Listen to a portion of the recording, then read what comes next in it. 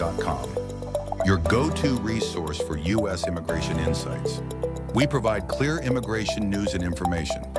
Our platform provides a network of licensed attorneys who can answer your questions and guide you through the process. From visas to green cards, asylums to citizenships, immigrationquestion.com helps you to network with immigration attorneys so that you can move forward with confidence. Sign up today or download the app. Free registration, limited time offer. Stay tuned. We go live in 30 seconds.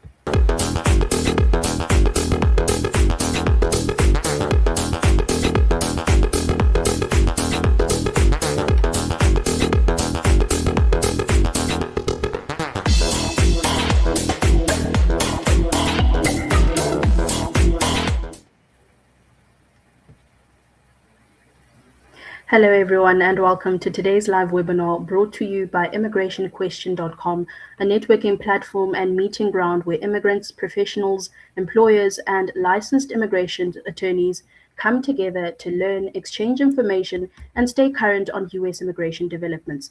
I'm GB Satusa, I'm your host for today's session, H-1B 2026 CAP season, key updates and what to expect. Each H-1B CAP season brings new developments, procedural updates, and important strategic considerations for employers and foreign professionals.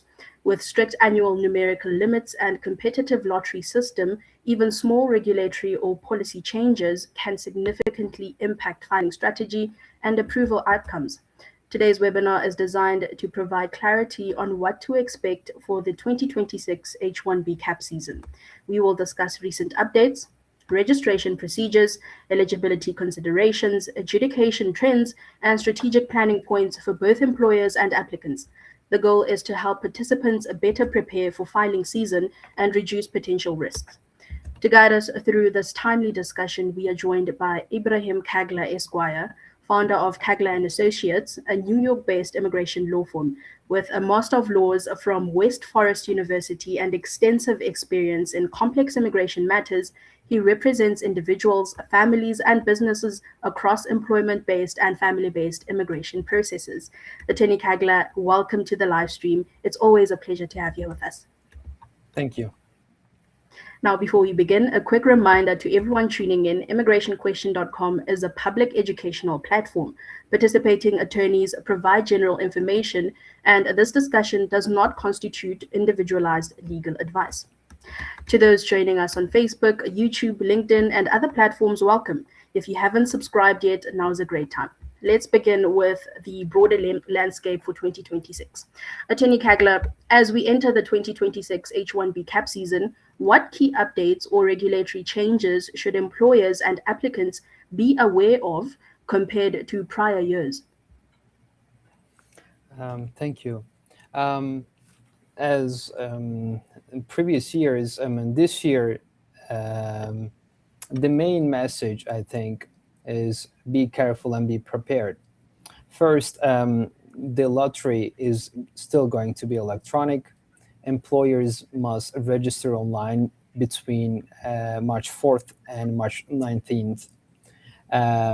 Second, USCIS is watching for fraud, and they've been always watching it, but I believe that this year is going to be, they will be watching more closely. And third, the wage level and job structure matter more during review. Even if selection is random, approval is not automatic. So this is going to be important. And there are some changes from previous years, which is the, I'm sure a lot of people heard about this, that 100K rule. This is going to mainly affect certain consular cases. And I just want to mention this because this was a very big news, 4 months ago when it was announced. 100K rule is going to be one time per petition, and then it's going to apply for those who is newly applying for H-1B outside of the United States. Of course, the rules can change, so it is important to review your case carefully before you apply, but this is what we know as of now. Right. Now, Attorney, can you walk us through the current registration and lottery process step by step, including critical deadlines and common timing mistakes to avoid? Okay. Of course. So here's the simple process. First, registration. This year, the registration window is from March 4th to March 19th. And the employer creates an online USCIS account, or if they have an attorney, the attorney can do that too, and submits a registration for the employee. That's the first step. A small fee is paid for this. And the second step is the lottery. After March 19, USCIS runs the lottery. There are 65,000 regular cap spots and 20,000 extra spots for the US master's degree holders. If selected, USCIS notifies the employer, and then the next step begins. Full petition filing. So if selected, the employer has about 90 days to file the full H-1B petition, which it is very important that the petition is filed without any missing documents. Common mistakes during this time is waiting too long to prepare documents, because 90-day seems long, but it is not. When you have to get certain documents from your previous schools, or you have to evaluate your degrees, it is not like it will pass very quickly. And not checking if the job truly qualifies as a specialty occupation. We should not forget that H-1B is designed to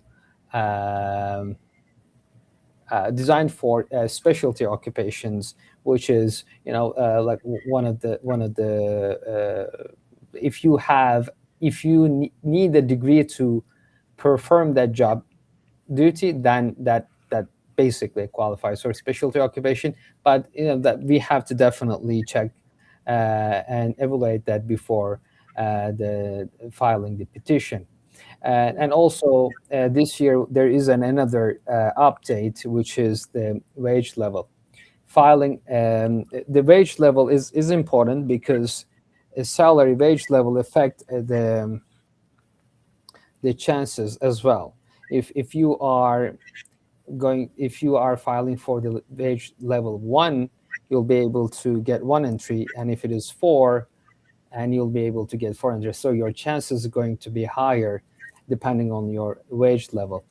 And so you should always be strategizing this before filing.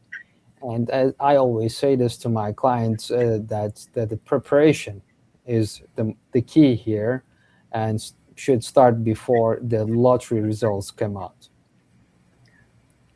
Now, what trends are you seeing in USCIS adjudications, such as specialty occupation scrutiny, wage level analysis, or requests for evidence? And how should employers prepare in response? Yeah, so I can tell you that USCIS is asking more questions in these main areas, in these 3 main areas. Specialty occupation. That's the most common RFEs we get about H-1B petitions. So USCIS wants to see that the job really requires a specific bachelor's degree, and the degree is directly related to job, and the job duties are specialized. These are the criteria that we have to prove to USCIS that this occupation is a specialty occupation. And if job description is too general, they may send an RFE, a request for evidence. And the wage level. If the position is an entry level, level 1, USCIS may question whether the job is truly specialized, and the applicants and employees and employers should be prepared to answer if USCIS is questioning the position. and the job is whether the job is truly specialized. The wage level definitely has to match the job duties. And what was the last part of the question? How should employers prepare in response? Oh, yeah. So I was just saying that like the documentation and the preparation beforehand is very important. Like they have to prepare the petition, and they have to document everything regarding the wage level and the specialty occupation. Yeah. Now, for candidates who are not selected in the lottery, what immediate backup strategies should be evaluated to maintain lawful status and employment continuity? Mhm. Great question. So, if a person is not selected, there are a couple of options.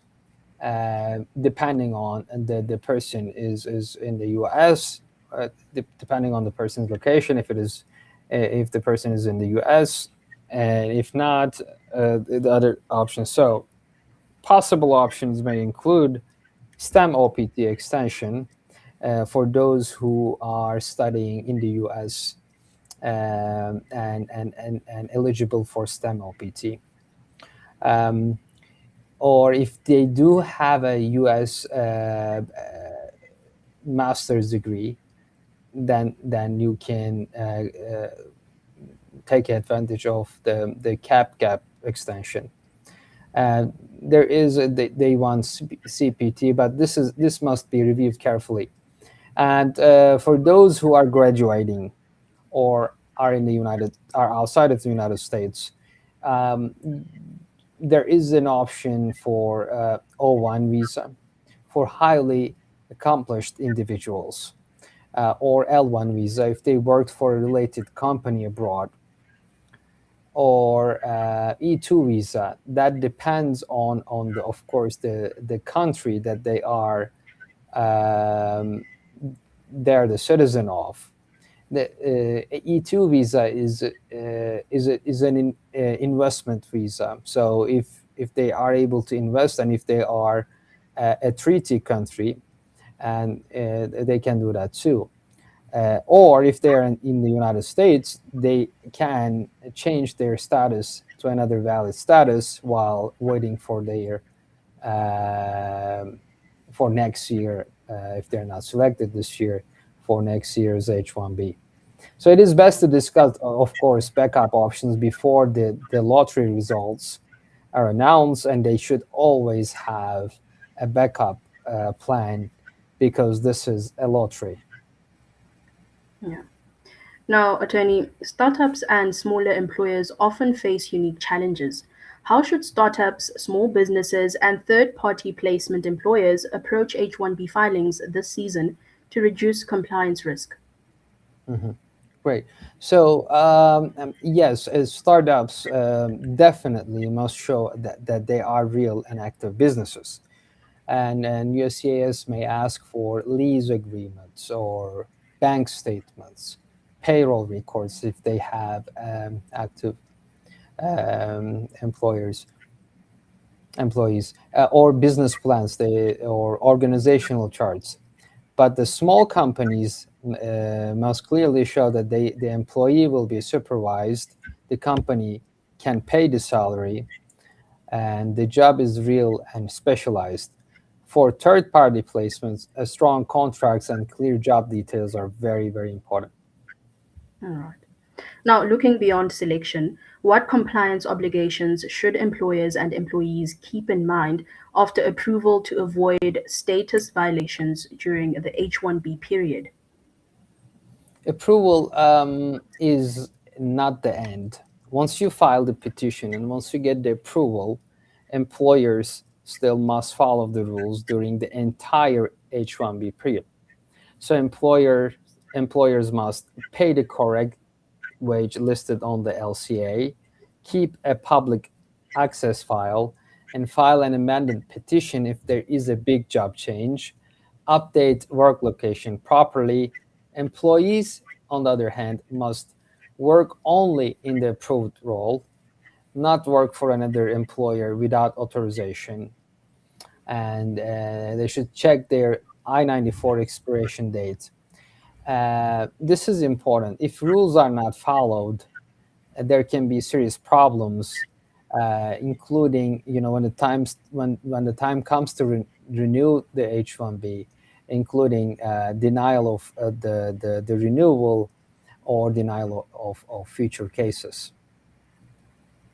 Thank you for that detailed overview, Attorney. This has been a truly interesting session so far. For everyone watching, preparation is essential during CAP season.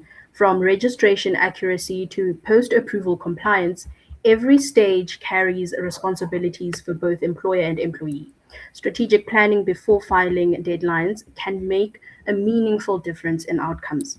This is your first time joining us, welcome. ImmigrationQuestion.com is a networking platform where users can ask immigration related questions at no cost and engage with participating attorneys.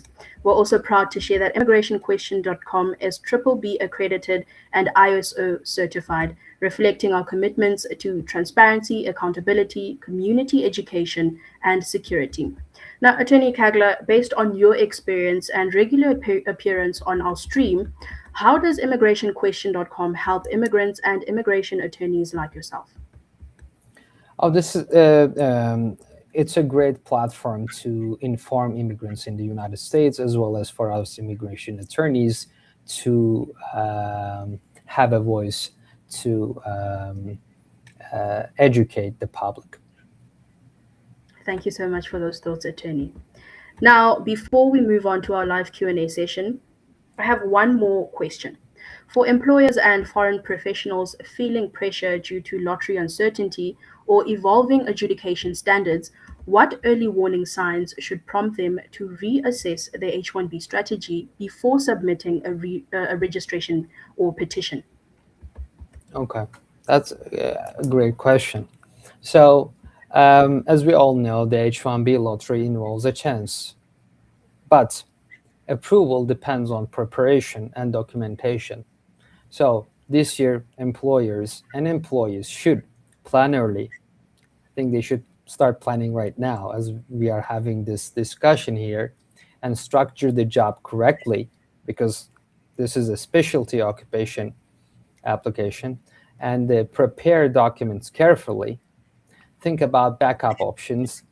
Yeah, and the H-1B success is not about just the selection and the chance, right? It's about strategy and compliance and preparation and documentation.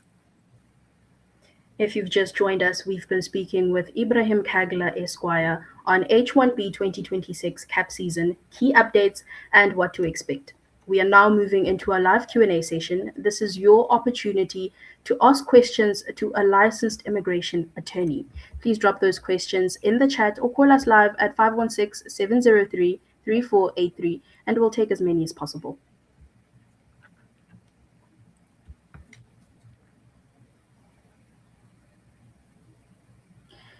Is it true that there will be a wage-based selection system instead of lottery in 2027? It's a good question.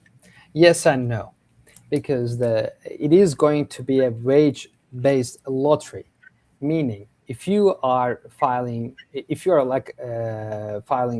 for wage 1 entry level, then you will be able to get 1 entry. And if you're filing, let's say, for wage 3, then that means you will be able to get 3 entries.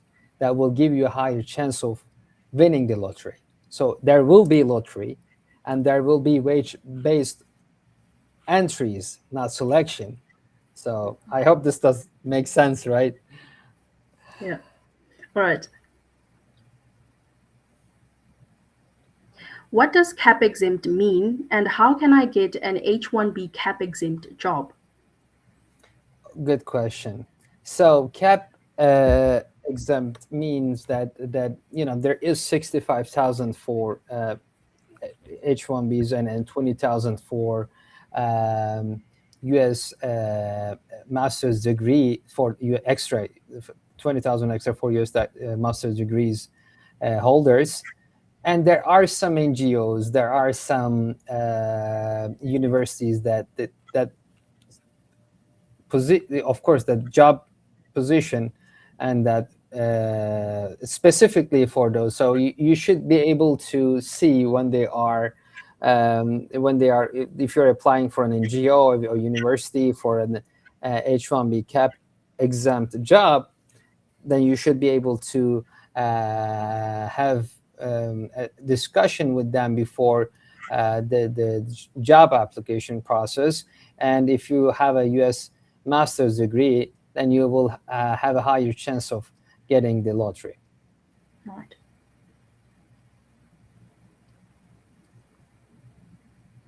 How soon after selection and filing will I know my case decision?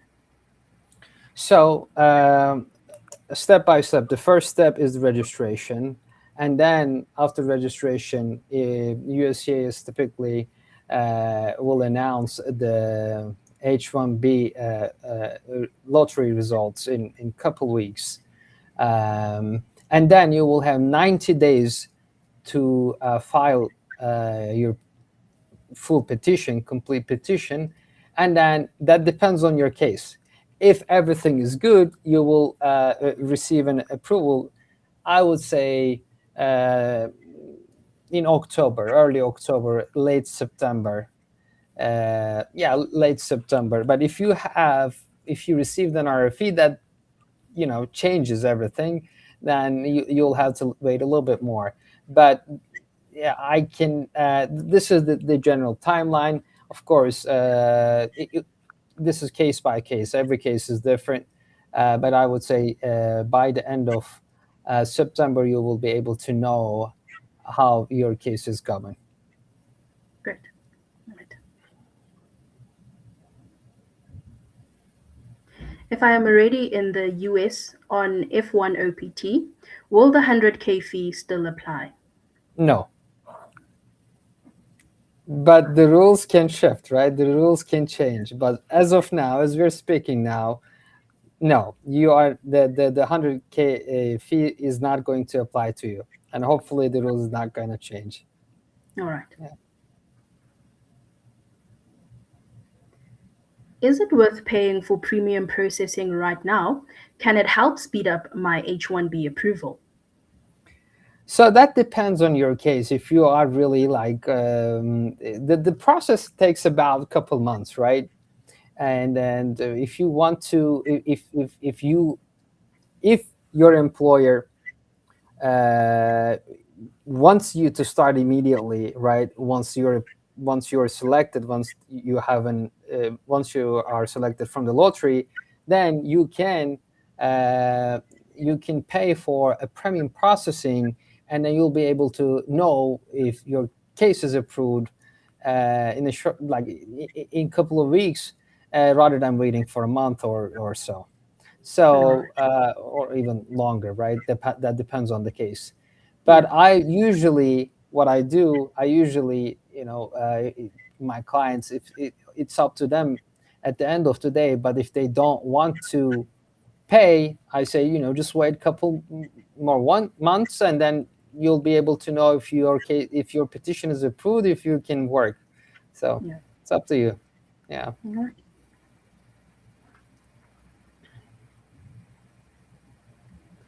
I am from India, so will my country affect my H-1B chances or priority?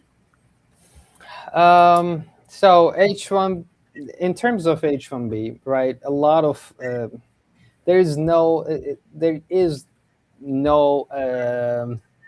quota based on nationality or citizenship. It is a specialty occupation.